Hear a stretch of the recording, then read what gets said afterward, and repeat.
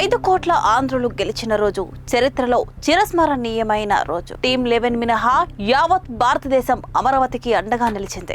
అమరావతికి చట్టబద్ధత కల్పించేందుకు కృషి చేసిన అందరికీ ధన్యవాదాలు. రాజధాని పనులు పూర్తి చేసి ప్రధాని చేతుల మీదుగానే ప్రారంభిస్తాం. న్యూఢిల్లీ విలేకరుల సమావేశంలో రాష్ట్ర విద్య, ఐటీ శాఖల మంత్రి లోకేష్ ఈ రోజు చరిత్రలో నిలబడే రోజు, 5 కోట్ల ఆంధ్రులు గెలిచిన రోజు, అమరావతి రైతులు గెలిచిన రోజు, అమరావతి మహిళలు గెలిచిన రోజు అని రాష్ట్ర విద్య, ఐటీ, ఎలక్ట్రానిక్ శాఖల మంత్రి నారా లోకేష్ పేర్కొన్నారు. ఢిల్లీలో ఆయన విలేకరులతో మాట్లాడుతూ ఆంధ్రులు అనేక ఇబ్బందులు ఎదుర్కొన్నారు. తొలుత మనందరం మద్రాసు రాజధానిగా మద్రాసు స్టేట్ లో ఉన్నాం. దాని తర్వాత పొట్టి శ్రీరాములు చేసిన 58 రోజుల దీక్ష, ప్రాణత్యాగం వల్ల ఆశా ప్రయుక్త రాష్ట్రాలు ఏర్పడ్డాయి. అందులో భాగంగా కర్నూలు రాజధానిగా ఆంధ్ర రాష్ట్రం ఏర్పడింది. 3 సంవత్సరాల తర్వాత ఒక ఒప్పందం వల్ల మళ్లీ తెలంగాణ, ఆంధ్ర కలిపి హైదరాబాద్ రాజధానిగా రాష్ట్రం ఏర్పాటైంది. 58 సంవత్సరాలు కష్టపడి చెమటోర్చి అటు తెలంగాణ, ఇటు ఆంధ్ర ప్రజలు కలిసికట్టుగా హైదరాబాద్ ను అభివృద్ధి చేసుకున్నారు. ఒక చీకటి రోజు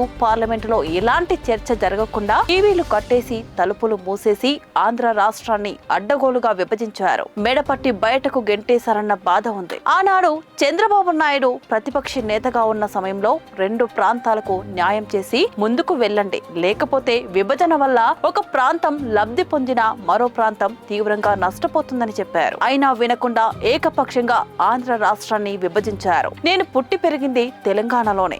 హైదరాబాద్ లో ప్రతి గల్లీ నాకు తెలుసు. అయితే ఆ రోజున కట్టుబట్టలతో మెడబట్టి బయటకు గెంటేశారన్న బాధ, ఆవేదన కలిగింది. రాజధాని ఎక్కడ పెట్టాలో తెలియదు. కూర్చునే దానికి సెక్రటరియట్ లేదు. శాసనసభ సమావేశాలు నిర్వహించుకునేందుకు అసెంబ్లీ లేదు. హైకోర్టు లేదు. 10 ఏళ్లు హైదరాబాద్ మీ రాజధాని, ఆ తర్వాత మీ దారి మీరు వెతుక్కోండి అని సింపుల్ గా చెప్పేశారు. అశాస్త్రీయ రాష్ట్ర విభజన దారుణం. విభజన ఎంత దారుణంగా జరిగిందంటే షెడ్యూల్ 9, 10 సంస్థలు ఇప్పటికీ అటు తెలంగాణ, ఇటు ఆంధ్ర రాష్ట్రానివో తేలని దుస్థితి నెలకొంది. అశాస్త్రీయంగా జరిగిన విభజన వల్ల ఇప్పుడు కూడా తెలుగు ప్రజలు ఇబ్బందులు ఎదుర్కొంటున్నారు. ఆనాడు హైదరాబాద్ లో గల శాసనసభలో ఏపీ అసెంబ్లీ సమావేశం జరిగింది.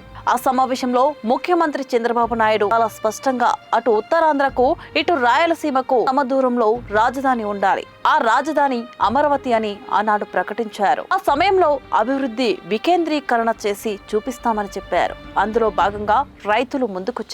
ప్రధానమంత్రి స్వయంగా వచ్చి అమరావతి పనులకు శంకుస్థాపన చేశారు. ఆనాడు రైతులకు తెలుగుదేశం, బీజేపీ, జనసేన, చివరకు వైసీపీ కూడా భరోసా ఇచ్చాయి. అందరూ అమరావతికి సంపూర్ణ మద్దతు తెలిపారు. అందుకే 5 కోట్ల ఆంధ్రుల కోసం తమ భూములు రాజధాని కోసం ఇస్తున్నామని అక్కడి రైతులు చాలా స్పష్టంగా చెప్పారు. 3 ముక్కలాటపై అలుపెరగని పోరాటం. 2019 ఎన్నికలకు ముందు మేము చాలా స్పష్టంగా ప్రజలకు చెప్పాం. పొరపాటున ప్రభుత్వం మారితే అమరావతి రాజధానిగా ఉండదు, తరలిస్తారని చెప్పారు. ఆనాటి ప్రతిపక్ష నేత, ప్రస్తుత పులివెందుల ఎమ్మెల్యే జగన్ తాను ఇక్కడే ఇల్లు కట్టుకున్నాను, రాజధానిని ఎక్కడకు తీసుకెళ్లనని చెప్పి ప్రజలను మోసగించారు. ఆయన అధికారంలోకి వచ్చిన తర్వాత రాజధానిపై అనేక ఆరోపణలు చేసి 3 ముక్కలాట మొదలుపెట్టారు. ఆ రోజు శాసనసభలో మా ఎమ్మెల్యేలు పోరాడారు. కౌన్సిల్లో మాకు మెజారిటీ ఉంది. కౌన్సిల్ సాక్షిగా మేమంతా పోరాడాం. నేను కూడా ఆనాడు శాసన మండలిలో ఎమ్మెల్సీని. బిల్లును సెలెక్ట్ కమిటీకి పంపించాలని సభ్యులమంతా కోరినా అప్పటి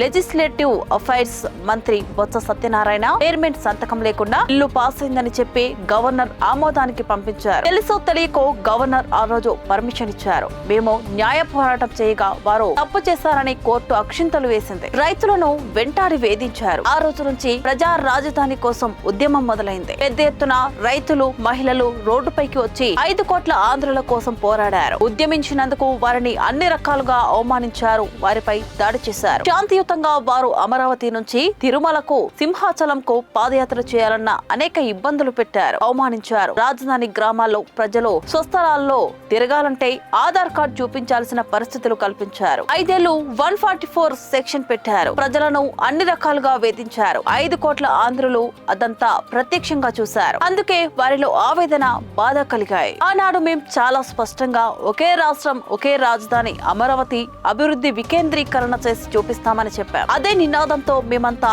ఎన్డీఏ కూటమిగా గత ఎన్నికల్లో కలిసికట్టుగా పోటీ చేశాం. అందుకే ప్రజలు 94% మ్యాండేట్ ప్రజలు మాకిచ్చారు. గత పాలకులు ఎక్కడ ఎగ్జిక్యూటివ్ క్యాపిటల్ పెడతామని మాయం మాటలు చెప్పారో అక్కడే విశాఖ ప్రజలు మా ఎంపీని అత్యధికంగా 5 లక్షల ఓట్లకు పైగా భారీ మెజారిటీ మెజారిటీతో గెలిపించారు. విశాఖపట్నంతో పాటు శ్రీకాకుళం, విజయనగరం, హిందూపురం, అనంతపూర్, చిత్తూరు జిల్లాల ప్రజలంతా అమరావతికే మద్దతుగా నిలిచారు. ఒకే రాష్ట్రం, ఒకే రాజధాని, అమరావతి మా రాజధాని అని తెలుగు ప్రజలు స్పష్టం చేశారు. ప్రధాని ప్రత్యేక శ్రద్ధ తీసుకున్నారు. ఎన్డీఏ కూటమి అధికారంలోకి వచ్చిన తర్వాత టీమ్ 11 అనేక దుష్ప్రచారాలు చేసింది. ఇప్పుడు కూడా చేస్తున్నారు. మళ్ళీ పొరపాటున అధికారంలోకి వస్తే 3 రాజధానులు చేస్తామని ఇప్పుడు కూడా చెబుతున్నారు. వారి తప్పుడు ప్రచారం ఆంధ్ర రాష్ట్రానికి, అమరావతికి రావాల్సిన పెట్టుబడులు నెమ్మదించాయి. ఇప్పటికే చాలా నష్టపోయాం. మా భవిష్యత్తు ఏమిటని రైతుల్లో కూడా ఆందోళన వచ్చింది. ఆంధ్రప్రదేశ్ కు అమరావతి ఏకైక శాశ్వత రాజధానిగా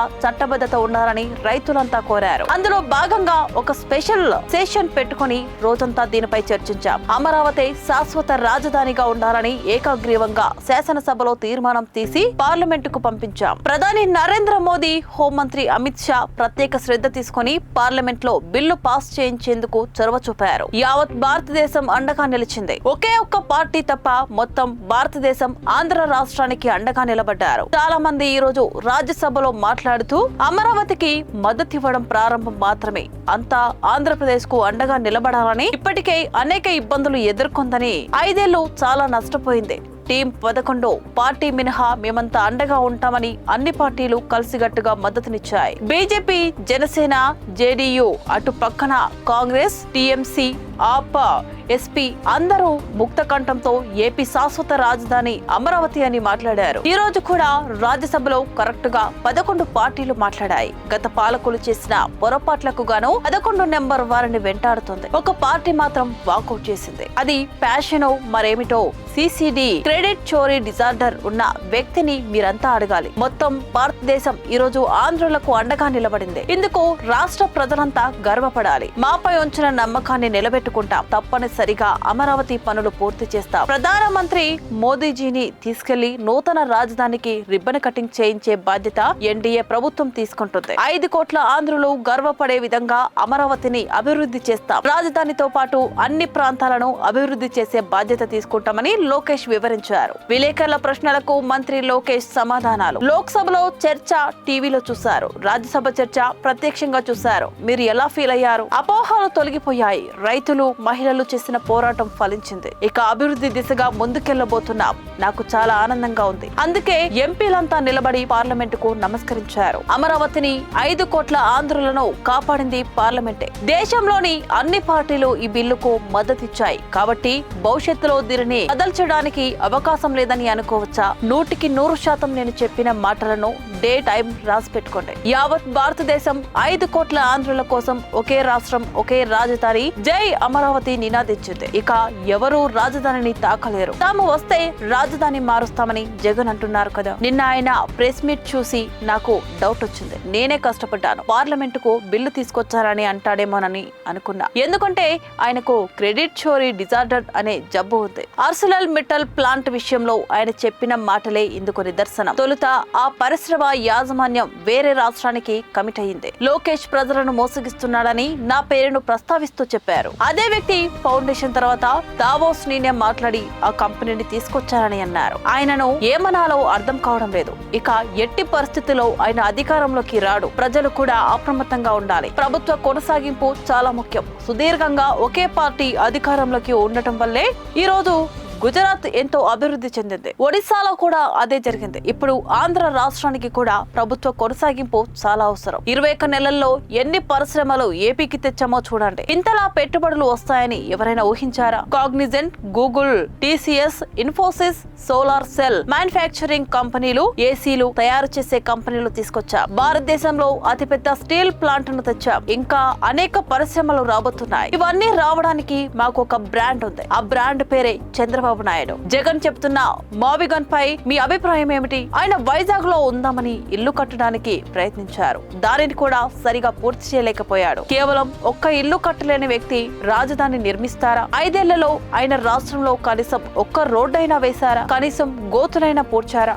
అటువంటి వ్యక్తి plan B, plan C, plan D అంటే ఎవరు నమ్ముతారు? మాది ఒకే ప్లాన్, అది అమరావతి మాత్రమే. అది మారే ప్రసక్తే లేదు. అమరావతికి పార్లమెంట్ లో ఇన్ని రాజకీయ పార్టీలు మద్దతిస్తాయని మీరు ఊహించారా? ఆ క్రెడిట్ అంతా ఎన్డీఏ పార్లమెంటరీ పార్టీకి దక్కుతుంది. మా కేంద్ర మంత్రులు రామ్మోహన్ నాయుడు, పెమ్మసాని చంద్రశేఖర్, పార్లమెంటరీ పార్టీ నేత కృష్ణ, హరీష్ తదితర సభ్యులంతా కలిసికట్టుగా ప్రతి పార్టీతో సంప్రదించారు. అమరావతి మద్దతు ఎందుకు ఇవ్వాలో అర్థమయ్యేలా వివరించారు. అమరావతి రైతులు పడిన కష్టాలు, అవమానాలు ఇక్కడ చాలా మందికి తెలియదు. మా సభ్యులంతా మాట్లాడి పార్లమెంట్ లో చైతన్యం తెచ్చారు. ఇటీవల ఏ విషయంలోనూ పార్లమెంట్ లో ఏకాభిప్రాయం రాలేదు. కేవలం ఒకే ఒక పార్టీ మినహా భారతదేశం మొత్తం మాకు అండగా నిలబడింది. టీడీపీ పార్లమెంట్ సభ్యులంతా చాలా కష్టపడ్డారు. ఈ రోజు ప్రధాన మంత్రిని కలిసి ఏం మాట్లాడారు? నేను ప్రధాన మంత్రి గారితో ఒకటే చెప్పాను. ఈ రోజు అమరావతి రైతులు హాయిగా నిద్రపోగలుగుతున్నారు. ఆయన కృషి, ప్రోత్సాహం వల్ల బిల్లు ఆమోదం పొందింది. 5 కోట్ల ఆంధ్రుల తరపున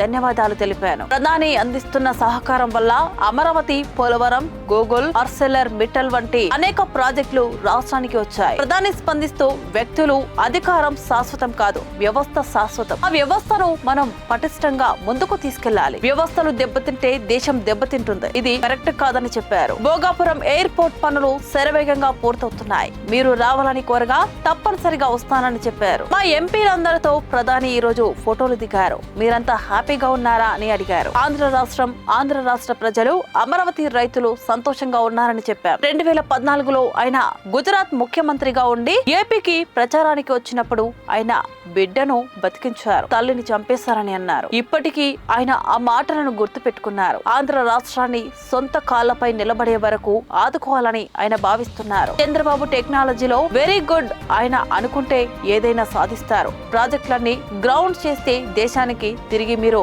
కాంట్రిబ్యూట్ చేయగలుగుతారని చెప్పారు. ఎకనామిక్ యాక్టివిటీస్ వేగవంతం చేసి ముందుకెళ్లాలని చెప్పారు. గతంలో అమిత్ షాను కలిసినప్పుడు కూడా ఆయన నాకు ఇదే చెప్పారు. అమరావతిలో ఎయిర్పోర్ట్, పోర్ట్ సిటీ పనులు ఎప్పటి నుంచి ప్రారంభిస్తారు? పోర్ట్ సిటీ పనులు వెంటనే ప్రారంభిస్తాం. ఎయిర్పోర్ట్ కు సంబంధించిన పనులపై దృష్టి సారించాం. ప్రణాళికాబద్ధంగా ముందుకు తీసుకెళ్తున్నాం. నరేంద్ర మోదీ స్టేడియం ఒక్కటే ఉంటుంది. దానితో ఎవరూ పోటీ పడలేరు. మరో దానిని సృష్టించడం సాధ్యం కాదు. అయితే మేము కూడా ఒక వరల్డ్ క్లాస్ స్టేడియం నిర్మిస్తాం. పార్లమెంట్ వేదికగా వైసీపీ చేసిన ఆరోపణలను ఏ విధంగా తిప్పికొట్టబోతున్నారు? ఆరోపణలు చేసిన వారిని నేను సూటిగా ఒక విషయం అడగాలి అనుకుంటున్నా. ఎన్జీటీ మాపై మరో 200 కోట్ల రూపాయలు ఫైన్ వేసింది. ఒక వ్యక్తి బతకడానికి 700 కోట్ల రూపాయలు ఖర్చు పెట్టారు. వారు మాకు నీతులు చెప్తారా? మేము ముఖ్యమంత్రి కోసం ఇల్లు కట్టడం లేదు. మేము రాజధాని కట్టేది వ్యక్తుల కోసం కాదు, 5 కోట్ల ఆంధ్రుల కోసం రాజధాని నిర్మిస్తున్నాం. జగన్ ఏపీకి ఒకసారి ముఖ్యమంత్రి కావడం దురదృష్టకరం. ఆయనకు ఏ విషయం పైన కనీస అవగాహన లేదు.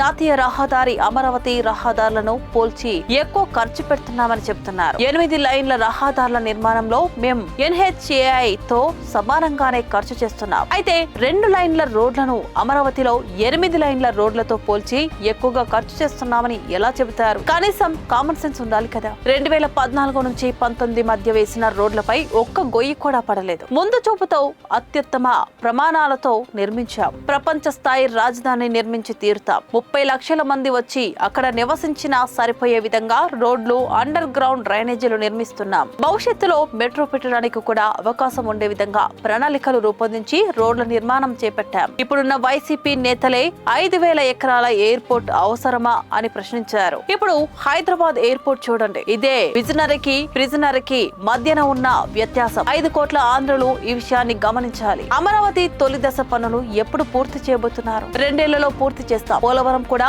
ముఖ్యమంత్రి చెప్పిన విధంగా నిర్ణీత సమయంలోపే పూర్తవుతుంది. ఆ ప్రాజెక్టుల ప్రారంభోత్సవాలకు ప్రధాని నరేంద్ర మోదీని పిలుస్తాం. ఏం పేరు పెట్టాలన్నది ముఖ్యమంత్రి నిర్ణయిస్తారు.